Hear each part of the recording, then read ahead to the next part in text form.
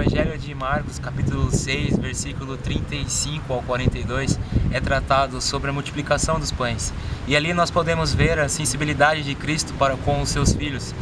Nós podemos ver o amor do Pai. Nós podemos entender que Ele é o mestre da vida.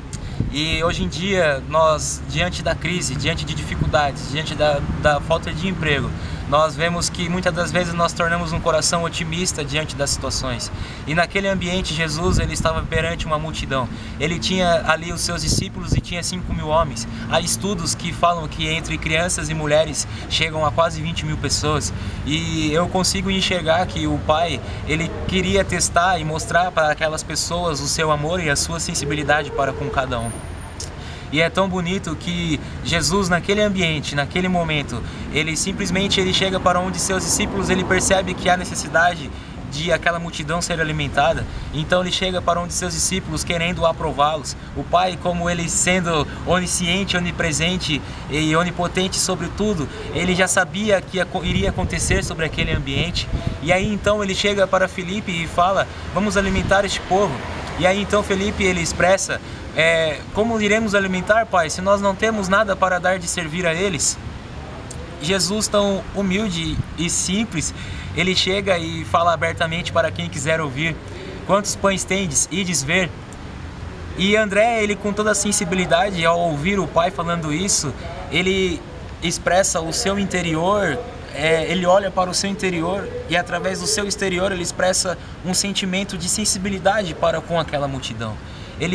Então ele caminha e ele encontra um garotinho. E quando ele encontra esse garotinho, ele simplesmente pergunta para esse garoto se ele quer compartilhar aquilo que ele tem. E esse garotinho tinha 5 pães e 2 peixes nas suas mãos. E aí eu observo que quando nós entendemos a nossa posição, nós não importamos com a nossa condição. A nossa posição é a posição de filho, é a posição de servir ao Pai. E aquele garoto, ele resolveu acompanhar André servindo aquilo que ele tinha. E André chega para o Pai e fala: Senhor, está aqui 5 pães e 2 peixes. Jesus multiplica aquilo para aquela grande multidão. E é tão maravilhoso o poder do Pai que no versículo 42 é falado que todos comeram e se fartaram. Todos comeram e se sentiram satisfeitos. É surreal isso, é espetacular a soberania de Deus para conosco.